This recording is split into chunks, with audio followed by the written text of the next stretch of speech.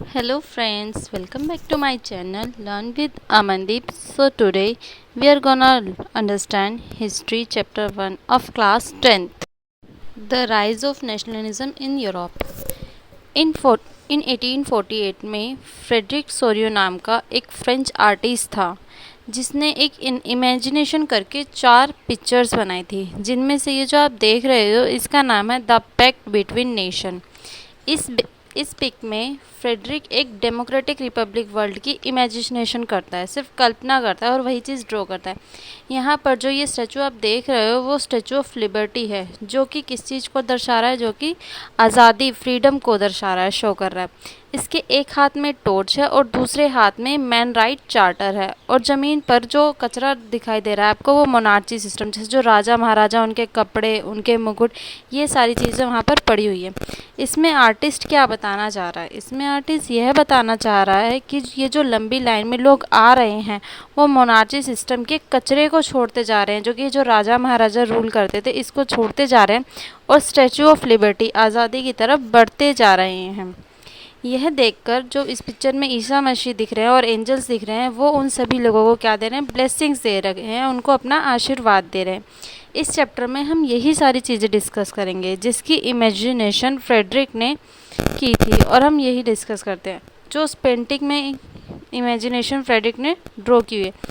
First है the French revolution and the idea of nation.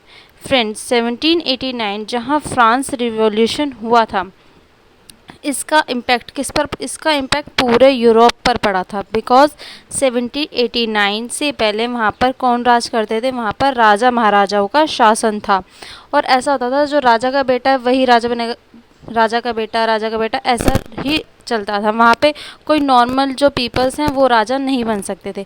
France के लोगों के पास कोई, और वहाँ के जो लोग थे उनके पास कोई भी पावर नहीं होती थी। बट जब फ्रांस में रिवॉल्यूशन हुआ तो उसके बाद फ्रांस में जब रिवॉल्यूशन हुआ तो फ्रांस में पॉलिटिकल और कॉन्स्टिट्यूशनल चेंजेस देखने के लिए मिले, जो चेंजेस हुए थे रिवॉल्यूशन के टाइम पर। After the revolution first change कौन सा था? ये था जो कि जो पावर थी मोनार्ची के पास थी वो मोनार्ची से हटकर नेशनल सिटीजन्स को दे दी थी। जो और सेकंड चेंज था, जो पुराना फ्लैग था उसको हटाकर एक नए फ्लैग को इंट्रोड्यूस किया गया। फ्रेंच लैंग्वेज को नेशनल लैंग्वेज बना दिया गया और एक नेशनल एंथम को भी इंट्रोड्यूस किया गया। कस्टम ड्यूटीज़ हटा दी गई, जो टैक्स लगता था इंपोर्ट एक्सपोर्ट में ट्रेडर्स के लिए। जनरल को इलेक्ट करना पड़ता था, और क्या हो गया था कि अब इलेक्शन स्टार्ट हो गए थे। वहाँ पे कोई भी ऐसा नहीं है कि राजा का बेटा ही राजा बनेगा, इलेक्ट करना स्टार्ट हो गए थे। इसके बाद फ्रेंच की आर्मी ने पूरे यूरोप में फैला दिया कि मोनार्ची को हटाकर डेमोक्रेसी अगर फ्रांस में आ सकता है तो पूरे यूरोप में क्यों नहीं। उन्होंने कहा कि अगर जो डेमोक्रेसी है वो फ्रांस में आ सकता है तो पूरे यूरोप में क्यों नहीं आ सकता। फ्रांस से मोनार्ची हट चुका था, लोग खुशी खुशी रह रहे थे। बट 1799 में क्या होता है? एक ऐसे पर्सन की एंट्री होती है जो फ्रांस से डेमोक्रेटी को हटा देता है, वापस से वो डेमोक्रेटी को हटा देता है और सारी पावर अपने हाथ में ले लेता है। और उसका नाम क्या था? उसका नाम था नेपोलियन बोनापार्टे। इस इसने डिक्टेटर बनने के बाद कुछ चेंजेस किए थे। अब हम देखते हैं कि उसने क्या क्या चेंजेस किए थे। फ्रांस के लोगों को इक्वल मानने लगे। जो ये होता था कि राजा का बेटा ही राजा बनेगा, ऐसा नहीं था। जितने भी वहाँ के जो लोग थे उनको इक्वल मानने लगे, ना कोई सुपीरियर होगा और ना ही कोई कमज़ोर होगा। और हर कोई अब जिसके पास पैसे हैं वो प्रॉपर्टी खरीद सकता है और वो प्रॉपर्टी उसी की ही रहेगी, उससे कोई भी नहीं छीनेगा। Abolish federal system. सुपीरियर लोग जो किसानों से, ऐसा होता था कि जो सुपीरियर लोग हैं वो किसानों से काम करवाते थे और उनके जो पैसे होते थे वो खुद रखते थे, वो किसानों को नहीं देते थे। तो ये सारी चीज़ें भी ख़त्म हो गई।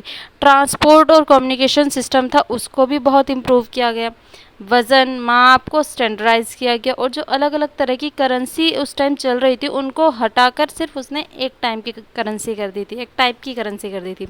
Guild restriction were removed. इसका बेनिफिट क्या था? इसका बेनिफिट ये हुआ था कि विदाउट पेइंग एनी टैक्स, बिना टैक्स को पे करे हुए आप अपनी ट्रेडिंग कर सकते हो। बट ये चेंजेस लोगों को बहुत पसंद है। अब इतने अच्छे अच्छे काम कर रहा है तो लोगों को तो पसंद आएंगे ही आएंगे, और लोग नेपोलियन को मसीहा मानने लग गए। और फ्रांस के आसपास के लोग भी उसका ऐसे वेलकम करते थे जैसे पता नहीं कौन इतना अच्छा इंसान आ गया हो। तो नेपोलियन ही उनको और उन्हें ऐसा लगने लग गया कि जो नेपोलियन है वही उन्हें मोनार्ची सिस्टम से आज़ादी दिलाएगा। क्योंकि नेपोलियन जहाँ जहाँ जा रहा था वहाँ से मोनार्ची सिस्टम ख़त्म होता जाता था। बट जिसे सब हीरो समझ रहे थे वो एक्चुअल में क्या था, वो विलन था। अब बात करते हैं इसके विलन वाली हरकतों के बारे में, क्या रीज़न रहे थे। उन रीजंस की नेपोलियन ने लोगों को, ये रीज़न था, पहला रीज़न तो ये था कि उन्होंने लोगों को पॉलिटिकल फ्रीडम नहीं दी थी, टैक्स को बढ़ा दिया था, लोगों पर सेंसरशिप लगा दी थी, वो अपनी मर्ज़ी से कुछ भी पब्लिश वगैरह नहीं कर सकते थे।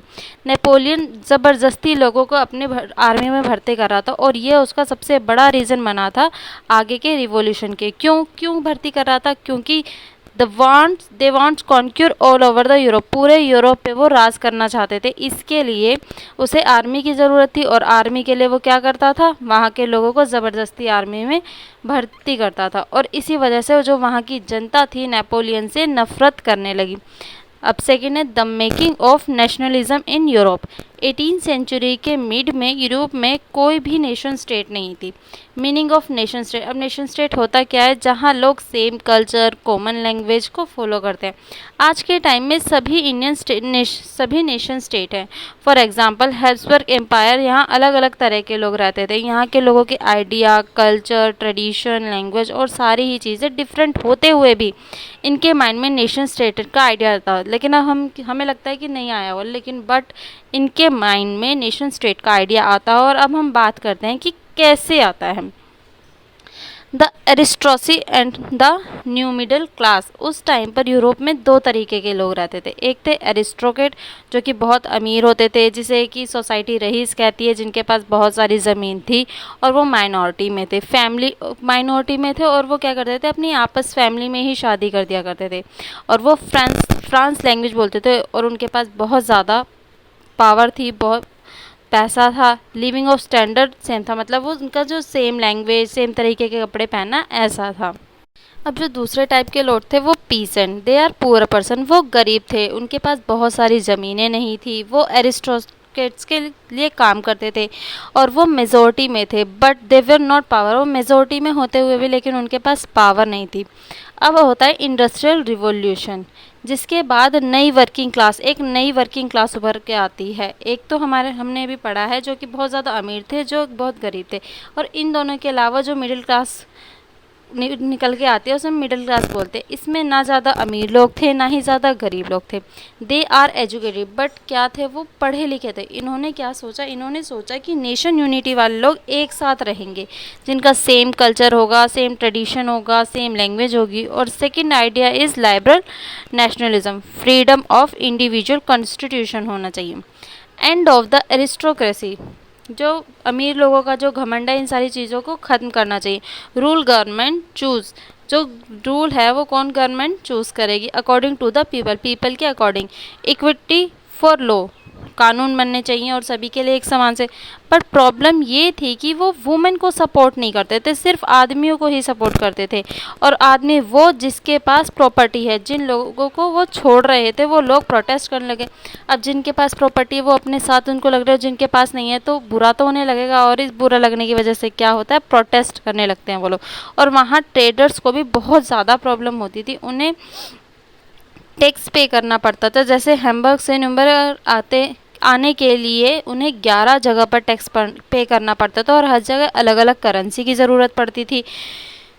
तो क्या हुआ वहाँ पर, 1834 में कस्टम यूनिफॉर्म हुआ, जिसका नाम था जोविरन, जिसने किया था इसको पर्शिया ने स्टार्ट किया था। किसने यहाँ स्टार्ट किया था इसे, पर्शिया ने स्टार्ट किया। और बाद में जर्मनी भी इसमें शामिल हो गया था। इसने 3 काम किए थे। पहला था टैक्स को हटा दिया था, अलग अलग करेंसीज़ को हटाकर सिर्फ 2 तरह की करेंसीज रखी थी, और रेलवे नेटवर्क को भी प्रमोट किया था, जिससे ट्रेडिंग बहुत आसान हो गई थी। अ न्यू कंजर्वेशन आफ्टर 1815, मैंने आपको बताया था कि नेपोलियन ने 1815 से राज करना स्टार्ट किया था, और 1815 के एंड में 1815 में ही एंड हो जाता है। तो अब बात करते हैं कि एंड होता क्या है, क्या रीज़न रहे थे। तो इसमें एक ही रीज़न था कि एक फ़ाइट हुई थी जिसमें नेपोलियन था और दूसरी साइड पे 4 कंट्रियाँ एक साथ थी, और वो 4 कंट्रियाँ कौन कौन सी थी, प्रूशिया, रशिया एंड ऑस्ट्रिया और ब्रिटेन। ये 4 कंट्री एक साथ, अब 4 एक पर तो भारी पड़ेंगे ही पड़ेंगे। तो इसमें क्या होता है, वो हार जाता है और इसे हम बैटल ऑफ वाटरलू भी कहते हैं। इसमें नेपोलियन हार जाता है और फिर जीती हुई जो स्टेट थी वो कंजर्वेटिव थे। ये नहीं चाहते थे कि मोनार्ची वापस आए। नेपोलियन ने जितने भी जो चेंजेस किए थे उन सबको वो हटा देते हैं और सब कुछ पहले की तरह कर लेते हैं और यूरोप के चेंजेस को भी हटा देते हैं। मोनार्ची सिस्टम हटाकर और जो चर्च पावर थी उसे भी रिस्टोर कर देते हैं और जो अमीर लोग गरीब लोगों का जो सिस्टम था उसको वापस ले आते हैं और ऑटोक्रेटिक रूल को अगेन स्टैब्लिश कर देते हैं और सेंसरशिप लगा देते हैं और ना कोई इनके बारे में लिख सकता है जिससे कि ना प्रिंट कर सकता है। और इन चारों ने एक ट्रीटी साइन की थी। कब की थी वो ट्रीटी साइन? 1815 में की थी, जिसे होस्ट कौन कर रहा था? ड्यूक मार्टिन्स कर रहे थे। और अब बात करते हैं कि ट्रीटी में था क्या क्या भाई। फ्रांस की बर्बन डायनेस्टी को रिस्टोर कर दिया था। इसमें ये था, फ्रांस ने चारों तरफ बाउंड्रीज का सेटअप कर दिया था। प्रूशिया में कुछ इम्पॉर्टेंट टेरिटरीज दी गई थी। ऑस्ट्रिया को नॉर्थ इटली पर कंट्रोल मिल गया था। रशिया को पोलैंड दे दिया गया था। नेपोलियन ने 39 स्टेट की कॉन्फेडरेशन बनाई थी जिसको इन्होंने अनटच्ड बना दिया। इस ट्रीटी के बाद पूरे यूरोप पर मोनार्ची आ गई थी और कंजर्वेटिव लोगों के पास पावर आ चुकी थी। कंजर्वेटिव लोग कौन थे? वही 4 लोग जिसने सिंगल वन के साथ लड़ाई की थी और वो 4 लोग जीत गए थे, जिसमें कि ब्रिटेन, रशिया और एक दो और थे, the revolutionaries. Many liberal nationalism people were not happy. बहुत सारे लोग थे जो कि इस कंजर्वेटिज्म से हैप्पी नहीं थे। 1815 के बाद लाइबरल नेशनलिज्म के लोग अंडरग्राउंड हो गए थे, जिन्हें ये चीज़ें अच्छी नहीं लगती। इन्होंने चोरी छुपे एक सीक्रेट ग्रुप बनाने स्टार्ट कर दिए थे, because they don't want Europe पर मोनार्ची। ये नहीं चाहते थे कि यूरोप पर मोनार्ची है। They want proper freedom, proper ढंग से ये फ्रीडम चाहते थे। ऐसे ही एक व्यक्ति थे जोसेफ मज़ीनी। नाम याद रखना, आगे भी इनके बारे में डिस्कस होगा भी। जोसेफ मज़ीनी, इनका जन्म जेनेवा में 1807 में हुआ था। ये मेंबर थे सीक्रेट सोसाइटी के और ये कार्बोनरी थे। ये हेलियन रेवोल्यूशनरी भी थे और इन्होंने 2 सीक्रेट सोसाइटी बनाई थी। पहली थी यंग इटालियन और दूसरी थी यंग यूरोपियन बर्ने। ये इटाली के थे और ये चाहते थे कि इटली यूनाइटेड नेशन बने। यूरोप में भी अलग अलग जगह सीक्रेट सोसाइटी बनने लग जाती है और बहुत सारी सोसाइटी बनने की वजह से रिवॉल्यूशन होता है। द एज ऑफ रिवॉल्यूशन ये कब से कब तक थी? 1830 से लेकर 1848 तक। इस टाइम पर यूरोप में बहुत सारे रिवॉल्यूशन होते हैं और इसी वजह से इसका नाम क्या पड़ता है? The age of revolution. इसमें 2 इम्पॉर्टेंट रिवॉल्यूशन होते हैं, एक होता है जुलाई रिवॉल्यूशन, दूसरा होता है ग्रीक रेवोल्यूशन। हम सबसे पहले बात करते हैं जुलाई रेवोल्यूशन की। ये कहाँ पर होता है? ये 2 जगह पर होता है, फ्रेंच में और बेल्जियम में।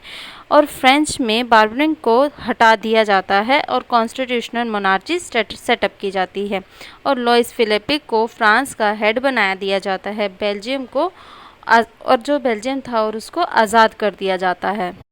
Now we are talking about Greek revolution. अभी हमने जुलाई रेवोल्यूशन के बारे में पढ़ा जिसमें फ्रांस और ब्रिटेन थे। ग्रीक के लोगों भी आज़ादी चाहते थे। अब आज़ादी कौन नहीं चाहता? हर कोई अपनी फ्रीडम चाहता है। तो उसकी हेल्प किसने की थी? उसकी हेल्प वेस्ट यूरोपियन कंट्री ने की थी, क्योंकि ये ज़्यादा ग्रीक जो लोग थे ये ज़्यादा पावरफुल नहीं थे और वहाँ के आर्टिस्ट और पेंटिंग के ज़रिए लोगों के बीच में नेशनलिज्म की फीलिंग जागरूक कर रहे थे। कुछ लिखना, पेंटिंग्स इस तरीके के बनाना जिससे लोग इसको फील करें और नेशनलिज्म के जरिए नेशनलिज्म आए। इन सभी चीज़ों की वजह से 1832 में एक ट्रीटी साइन होती है और उसका नाम था द ट्रीटी ऑफ कॉन्स्टेंटिनोपल और इसके बाद ग्रीक आज़ाद होता है। अब नेक्स्ट है the romantic imagination and the national feeling. इसे ये देशभक्ति की जो भावना थी वो सिर्फ वॉर या सिर्फ टेरिटोरियल एक्सपेंशन से ही नहीं, लोगों के कल्चर से भी इफ़ेक्ट होती थी। इसलिए रोमांटिज्म स्टार्ट हुआ। इसमें कोई भी ऐसा कल्चर मूवमेंट जिससे लोगों के प्रति प्यार पैदा हो, लोगों के मन में अपने देश के प्रति सेंटिमेंट्स जागरूक हो। तो कुछ आर्टिस्ट हैं जिन्होंने जो अपनी arts, poetry, stories, music in सभी के माध्यम से रोमांटिज्म फैला रहे थे। ऐसे ही एक आर्टिस्ट थे, जर्मन फिलोसोफर थे और उनका नाम था जॉन गॉटफ्राइड। इन्होंने कहा था कि अगर आपको किसी देश का कल्चर जानना है तो वहाँ के राजा महाराजा के महलों में जाकर नहीं, इसकी बजाय वहाँ की जो आम जनता है उनके साथ मिलकर रहकर पता चलेगा। और इन्होंने कहा था कि culture is the true story of spirit. अब हम बात करते हैं पोलैंड की। पोलैंड में पहले पोलिश लैंग्वेज बोली जाती थी और पोलैंड जो है रशिया का पार्ट था, तो रशिया के लोगों ने पोलैंड से पोलैंड लैंग्वेज हटाकर वहाँ पर रशियन लैंग्वेज ज़बरदस्ती थोप दी। अब वहाँ के पोलैंड के जो लोग थे उन्हें ये बात बिल्कुल अच्छी नहीं लगी, तो उन्होंने क्या किया, रिवॉल्यूशन किया। बट रशिया क्या था, वो एक तो पावरफुल था और उसका जो पार्ट था, तो इस वजह से ये सक्सेसफुल नहीं होता, तो उसने पोलैंड के लोगों को हरा दिया। ये रिवॉल्यूशन 1831 में हुआ था। ये क्राइस्ट को जेल में, इन्होंने क्या किया, क्राइस्ट को जेल में बंद कर दिया, कुछ लोगों को साइबेरिया मरने के लिए भेज दिया। अब आप देखो, एक लैंग्वेज भी नेशनलिज्म की भावना को पैदा कर सकता है, और देखो इसी वजह से ये रिवॉल्यूशन हुआ था। और ये भी, लैंग्वेज भी एक रिवॉल्यूशन का मुद्दा बन सकता है। अब किसी के ऊपर ज़बरदस्ती कोई चीज़ लैंग्वेज ही थोपी जाएगी तो नहीं अच्छा लगेगा। अब देखो, लैंग्वेज की वजह से इतना सब कुछ हुआ। जो लैंग्वेज है वो भी क्या कहते हैं, नेशनलिज्म को एक्सप्रेस कर रही है। अब पढ़ते हैं hunger, hardship and popular vote. 1830 में यूरोप की इकोनॉमिक कंडीशनर बहुत ख़राब हो जाती है। वहाँ की जो पॉपुलेशन है वो बहुत ज़्यादा बढ़ने के कारण लोग बेरोज़गार होने लग जाते हैं, तो गांव के लोग थे वो सिटीज़ में जाने लगते हैं। बट जब विलेज से लोग सिटीज़ की तरफ जाने लगते हैं तो वहाँ भी स्लम्स होने लग जाते हैं और वहाँ की कंडीशन भी ख़राब होने लग जाती है। फिर यूरोप में सामान जो है इंग्लैंड से आने लग जाता है और उन्हें वो सस्ता पड़ता है, क्योंकि वहाँ का जो प्रोडक्शन है वो मशीनों से होता था, जिससे कि क्या होता है, वहाँ जो स्मॉल स्केल प्रोड्यूसर थे उनको लॉस होने लग जाता है।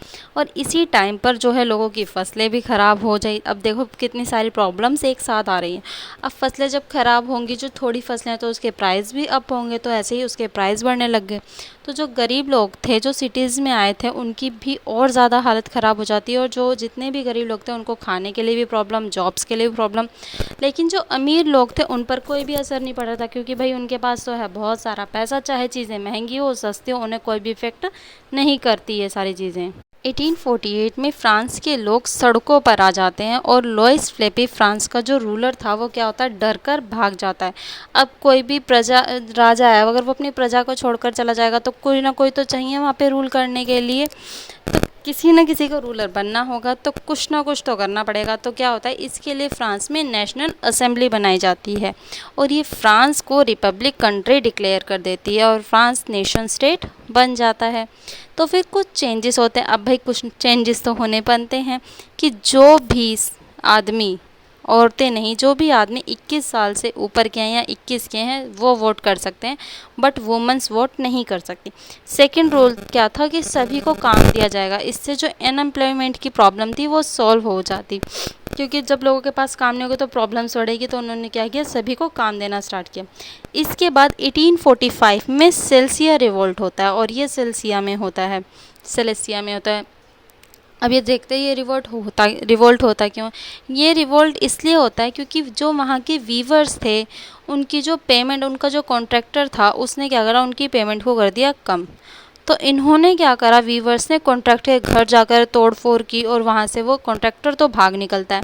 और जो आप वो कॉन्ट्रैक्टर है आसपास के लोगों से हेल्प मांगता है, बट वो लोग क्या कर देते हैं, मना। तो ये फिर क्या जाता है, आर्मी के पास जाता है और फिर क्या होता है, रिवोल्ट होता है। बट ये अनसक्सेसफुल होता है, जिसमें वीवर्स की एक तरीके से मान लो हार ही होती है, क्योंकि उसमें 11 वीवर को मार दिया जाता है। और ये रिवोल्ट सिर्फ यही नहीं, काफ़ी सारे रिवोल्ट्स पूरे यूरोप में चल रहे थे। इसके बाद कुछ मिडिल क्लास के लोग भी रिवॉल्यूशन कर रहे थे। अब देखते हैं कि क्यों कर रहे थे वो रिवॉल्यूशन। क्योंकि वो नेशन स्टेट चाहते थे, पार्लियामेंट प्रिंसिपल्स चाहते थे, जिसमें कॉन्स्टिट्यूशन हो, फ्रीडम हो, ये सारी चीज़ें, और कोई भी अपनी अपनी पार्टी बना सके, किस पर किसी का जोर ना हो, किसी का अधिकार ना हो, सब अपनी फ्रीडम लाइफ जी सकें। अब हम बात करते हैं कि जर्मन रीजन की, इसमें मिडिल क्लास लोग होते थे। इसमें ये 831 मेंबर्स को सिलेक्ट करते हैं और 1841 में ये फ्रैंकफर्ट में एक जो चर्च है सेंट पॉल, वहाँ पर इकट्ठे बैठते हैं, बातें करते हैं और ये क्योंकि उस टाइम पे पार्लियामेंट तो था नहीं, तो ये वहीं पर बात करते हैं। और वो एक कॉन्स्टिट्यूशनल ड्राफ्ट तैयार करते हैं, बट इसमें भी एक प्रॉब्लम हो जाती है। क्यों? क्योंकि उसमें सभी मिडिल क्लास लोग थे, तो वो क्या कर रहे थे, वो वर्कर्स और जो राइटर्स हैं उनको इग्नोर कर रहे थे। उन्होंने क्या किया, अपना सपोर्ट वापस ले लिया। किसने? वर्कर और राइटर्स ने। जब इनके बारे में वो सोच नहीं रहे तो ये अपना सपोर्ट उन्हें क्यों दे? इस कारण से वो कॉन्स्टिट्यूशनल वीक पड़ गया। बट फिर भी वो उस कॉन्स्टिट्यूशन को लेकर कहाँ जाते हैं? प्रुशिया के राजा के पास। और वो उस टाइम प्रुशिया का राजा कौन था? Frederick William.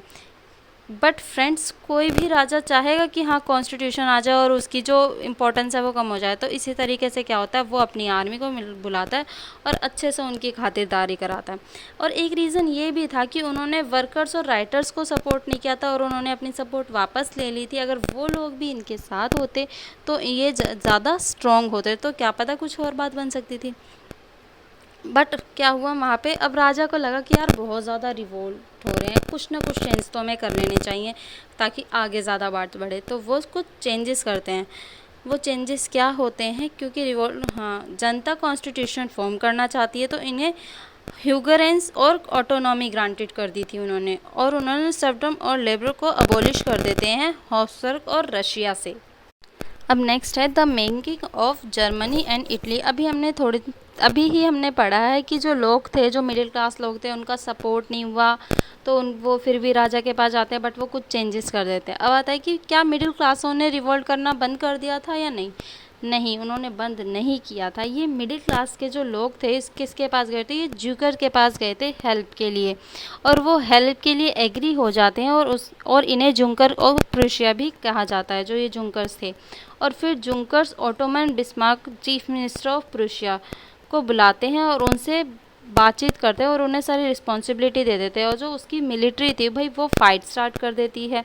फाइट किसके बीच में होती है? फ्रेंच, ऑस्ट्रिया और डेनमार्क के खिलाफ होती है। और ये लड़ाई कब तक चलती है? ये लड़ाई 7 ईयर्स तक चलती है और इसमें प्रुशिया ये लड़ाई जीत जाता है। और इसी के साथ जर्मनी की यूनिफिकेशन कंप्लीट हो जाती है। फाइनली 18 जन 1871 में जर्मनी में एक राजा बनता है, कैज़र विलियम। ये फोकस किन चीज़ों पर करता है? ये फोकस करता है modernising the currency, banking, legal, judiciary system को इम्प्रूव करने में। अब हम बात करते हैं इटली की। 19th सेंचुरी में इटली 7 स्टेट में डिवाइड था।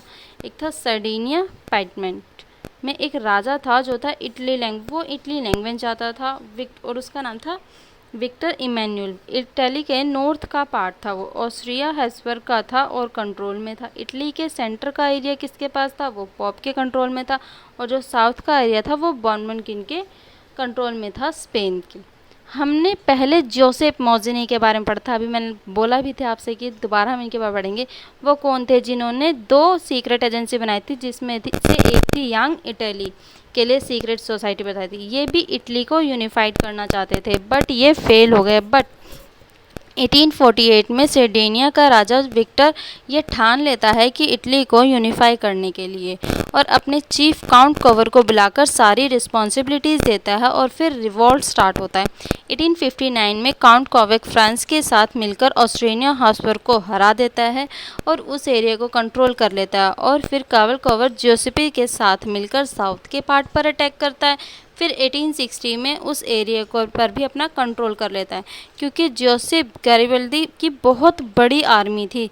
फिर उसके बाद क्या होता है, वो सेंट्रल पार्ट को कवर करने के लिए उन्हें कोई मेहनत नहीं करनी पड़ती, क्योंकि अब थोड़ा सा पार्ट बच जाता है, बाकी ऑल ओवर पे वो कंट्रोल कर सकते हैं। तो वहाँ का जो राजा था वो सरेंडर कर देता है और वो इजीली उस पर भी अपना कंट्रोल कर लेते हैं। और 1861 में विक्टर इमानुएल को किंग बना दिया जाता है पूरे इटली का। The strange case of Britain. Britain को यूनिफिकेशन के लिए बहुत ही लंबा प्रोसेस था। क्यों? क्योंकि इसमें वहाँ पर अलग अलग आइडेंटिटीज़ वाले लोग रहते थे। जैसे स्कॉटलैंड में स्कॉट लोग, इंग्लैंड में इंग्लिश वाले, वेल्स में वेल्स और आयरलैंड में आयरिश लोग रहते थे। बट वेल्स जो था 1535 से इंग्लैंड का पार्ट था, बट इंग्लिश में 1688 तक मोनार्ची थी। 1688 के बाद वहाँ पे मोनार्ची तो रहती है, बट जो उसकी ज़्यादातर पावर होती है वो कहाँ चली जाती है? इंग्लिश पार्लियामेंट के पास। और फिर जो पूरे पार्ट पर कैप्चर करना चाहता है, सबसे पहले उनकी नज़र इंग्लैंड पर पड़ती है, उनसे प्यारी प्यारी अच्छी अच्छी बातें की जाती है, उन्हें कन्विंस किया जाता है। और फिर क्या होता है, 1707 में ये जो एक्ट है, एक एक्ट पास होता है, यूनियन साइन करता है। एक्ट में साइन होते हैं इंग्लैंड और स्कॉटलैंड जो है एक हो जाते हैं और उसके बाद क्या होता है, इंग्लैंड के जो लोग हैं उस पर कम ध्यान देना, उन पर ज़बरदस्ती अपनी लैंग्वेज थोपना, ड्रेस थोपना स्टार्ट कर देते हैं और वो स्कॉटलैंड के लोग कुछ भी नहीं कर पाते। इसे हम बोलते हैं United kingdom of great Britain. ऐसा ही आयरलैंड में हुआ। वहाँ पर दो तरीके के लोग रहते थे, कैथोलिक्स मेजॉरिटी में थे और प्रोटेस्टेंट माइनॉरिटी में थे। इन दोनों के बीच आपस में लड़ाई होती रहती थी और इसका फ़ायदा कौन उठा लेता है, इंग्लैंड उठाता है। इंग्लैंड किसका साथ देता है, प्रोटेस्टेंट का सपोर्ट करता है और फिर जो कैथोलिक जो लोग होते हैं वो इस चीज़ का विरोध करते हैं और जो 1978 में एक रिवोल्ट होता है और जिसमें कि उन्हें कैथोलिक्स को दबा दिया जाता है और उसके बाद क्या होता है, 1801 में आयरलैंड को भी ब्रिटेन के अंडर कर लिया जाता है और एक ब्रिटिश नेशन बना दिया जाता है। ब्रिटिश फ्लैग आ जाता है, इसमें उनका अपना नेशनल एंथम हो जाता है और एक इंग्लिश लैंग्वेज भी। नेक्स्ट है विजुअलाइजिंग ऑफ नेशन। 1918 सेंचुरी में जो आर्टिस्ट लोग थे उन्होंने सोचा कि नेशंस को एक रूप दिया जाए। जैसे हम बात कर लें इंडिया की, इंडिया को किसके रूप में रिप्रेजेंट किया जाता है, भारत माता के। क्यों? क्योंकि ये सबको एक जैसा फील हो और भारत माता किसकी, सबकी माता है। ठीक इसी तरह यूरोप के लिए जो अलग अलग आर्टिस्ट थे उन्होंने अपने अपने नेशंस को रूप देना स्टार्ट किया। फीमेल्स को फाइग्रोस को, जिससे कि एलेगोरीज कहा जाता है। फ्रेंच की कौन थी, मारियन थी। जर्मनी की जर्मानिया थी।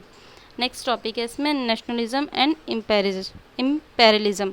अपने नेशनलिज्म का मीनिंग क्या होता है, अपने देश के प्रति देशभक्ति की भावना। 19वीं सेंचुरी के एंड में नेशनलिज्म की भावना इम्पेरियलिज्म में चेंज होने लगती है। इम्पेरियलिज्म क्या होता है, साम्राज्यवाद।